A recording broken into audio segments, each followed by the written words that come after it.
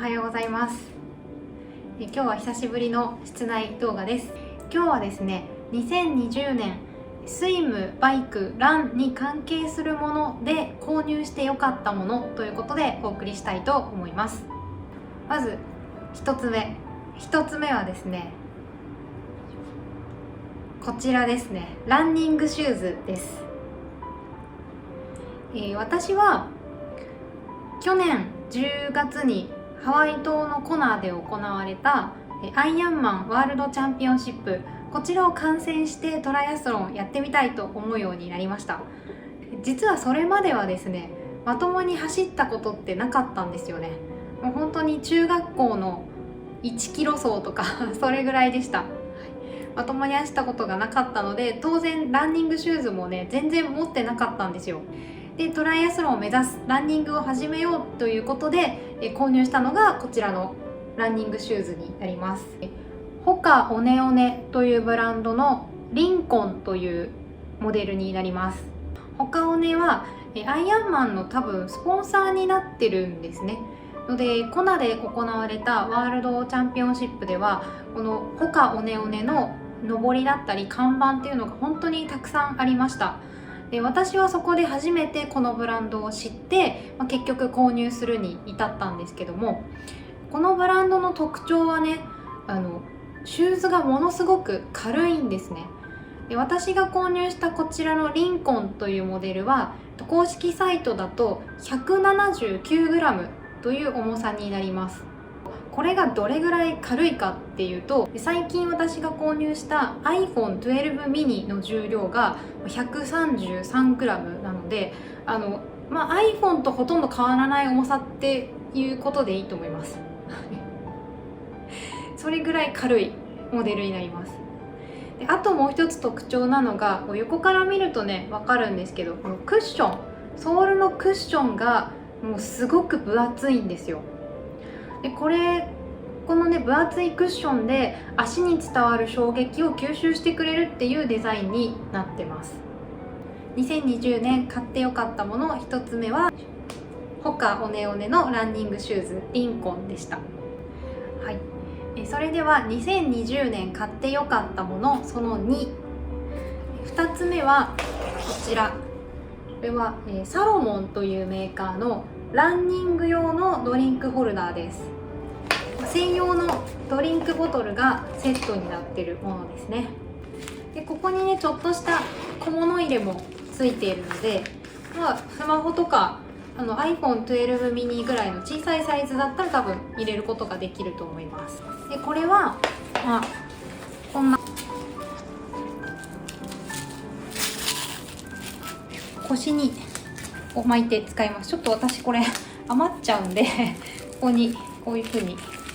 つも垂らして走ってます。でつけると、こんな感じになります。はい、こんな感じです。でこれかなりしっかりと固定されるので、走っている時にこう動いてしまって邪魔とかね、そういったことは一切ないですね。サロモンっていうメーカー自体が多分もともとトレイルランのグッズなんかをたくさん出しているメーカーなので、これも多分もともとはトレイルラン用だと思います。私は普通に街中を走る時に30分以上走る時は必ず持っていくようにしています。ボトルもちょっと面白い形をしていまして、この平らな面が背中に接するようになるので、走ってる時にちょっと背中がゴロゴロして違和感とかそういうことも一切ないです。すごく違和感なく走れる設計になってます。走るのが街中だったら自販機とかコンビニとかその辺にあるので、喉が渇いたら買えばいいんじゃないと思う方もいらっしゃるかもしれないんですけど、喉が渇いたなって思ってから飲むんだとやっぱりちょっと遅いですよね。特に夏なんかは喉が渇くまで我慢しちゃうと熱中症のリスクが高くなりますので、ランニングされる方はボトル携帯することをおすすめします。今回ご紹介したこちら本当におすすめです。で2つ目はサロモンのドリンクホルダー、ランニング用ドリンクホルダーでした。2020年買ってよかったものその3、3つ目はフィジークのサイクリングシューズです。こちらは、テラパワーストラップ X4 というモデルで、もともとはねオフロード用のシューズになります。フィジークのパワーストラップシリーズはロードシューズでもすごく人気があるタイプですね。お値段も比較的お手頃で、デザインもシンプルでねすごく洗練されているので、その辺が人気の秘密かなと思います。固定はこのベルクロストラップ2本で固定する形なんですけど、すごくかなりねがっちり固定されます。オフロード用のシューズってロードシューズに比べるとちょっとごついものが多いじゃないですか。それに対してこの、テラパワーストラップ X4、 こちらはねすごくスマートなデザインになっているので、そういったところは購入の決め手です。ただちょっとだけ思うのはソールがだいぶ硬いですかね。もともと使ってたジロのものに比べてだいぶ硬いので、歩きづらさっていうのは多少感じます。でもだからといって歩けないってことは全然ないですし、ペダリングもすごくしやすいのでとてもお気に入りです。あとはこういうかかとのところにちょっとフィジークとかさりげなくロゴが入ってたり、こういうところもねすごくおしゃれだなって思いますね。ということで2020年購入してよかったもの3つ目はフィジークのサイクリングシューズでした。2020年購入してよかったものその4つ目はこちらに今装着されてますスプリットサドルです。というわけで購入してよかったもの4つ目がこちらのスプリットサドルになります。こちらのサドルはご覧の通りサドルの先端が二股に分かれているということでスプリットサドルというふうに呼ばれているものですね。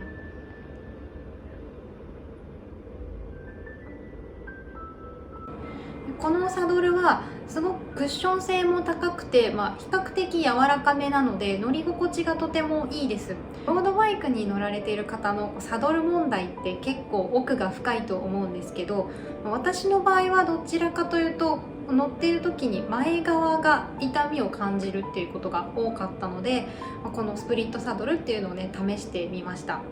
今までいくつかサドルを試してきた中で今のところね一番いいなと思っているのが今使ってるこのスプリットサドルです。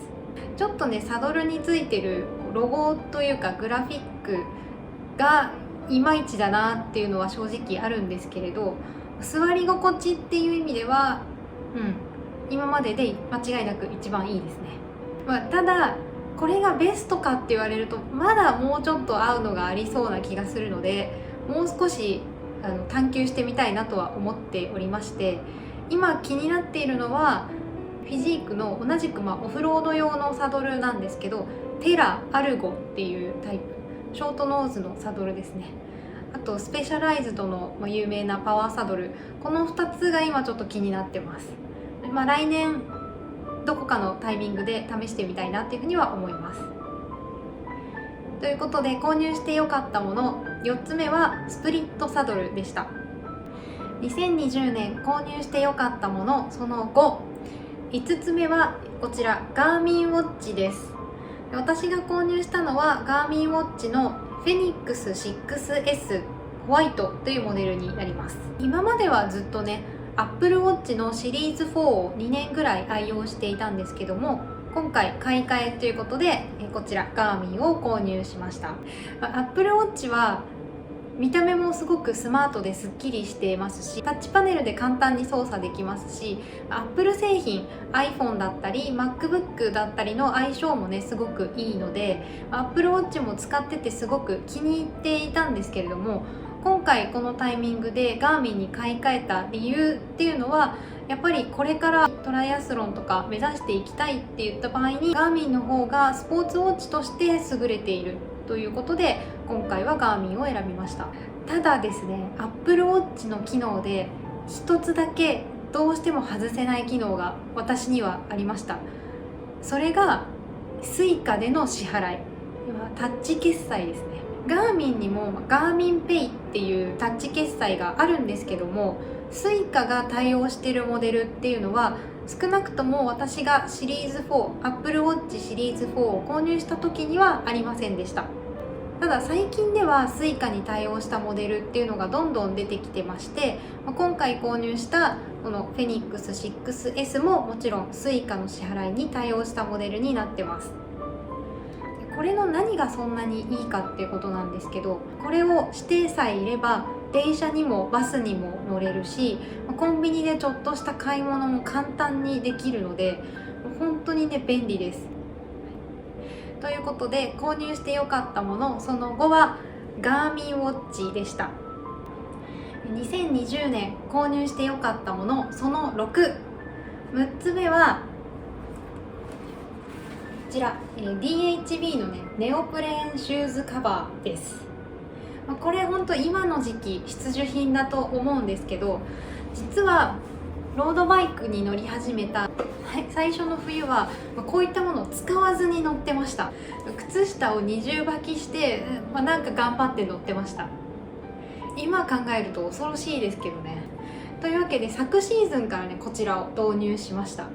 これもうほんとすごいですね。2年前の私に教えてあげたいです。早く買いなよシューズカバーって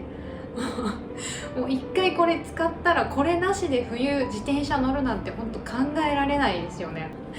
本当にあったかくて、よくこう足先にカイロ貼ってますっていう方いらっしゃるんですけど、私の場合はこれだけ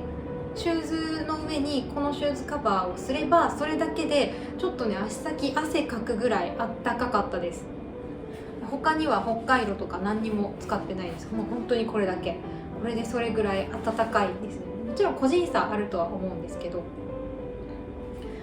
これも有名メーカーのラファとかで買うと1万円とかねしちゃうんですけど、 DHB であれば3000円とか4000円ぐらいで購入できるので本当におすすめです。これ結構見ていただくと分かると思うんですけど、これね昨シーズンずっと履いていたものなので結構ねもうそこの方がボロボロになってきちゃうんですね。でこれもね結構消耗品だと思うので考え方はそれぞれあると思うんですが、高いものを買うよりも安いもので、ワンシーズンダメになったら使いますみたいな感じの方がいいんじゃないかなって個人的には思いますね。実はこれもうボロボロになってきちゃったので今年ね今シーズンまた新しいものをリピート買いしました。それぐらいこれ本当にあったかいです。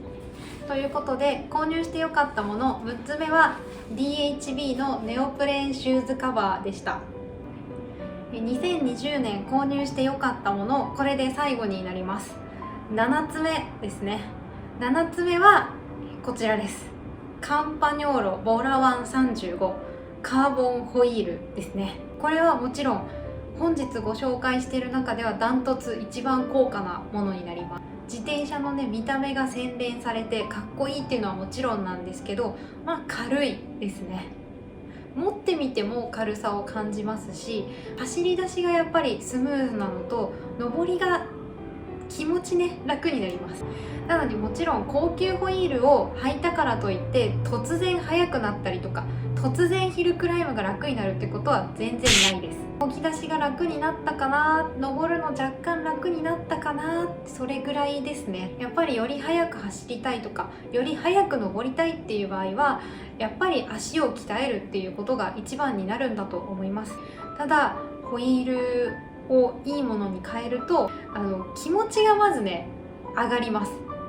こんなにいいもの買ったんだからちゃんと乗らなきゃ、ちゃんと走らなきゃっていう気持ちになるのが一番私としては大きいですね。以前の動画でこのホイールに決めるまでに結構いろいろ悩んだっていうお話もご紹介してるんですけど、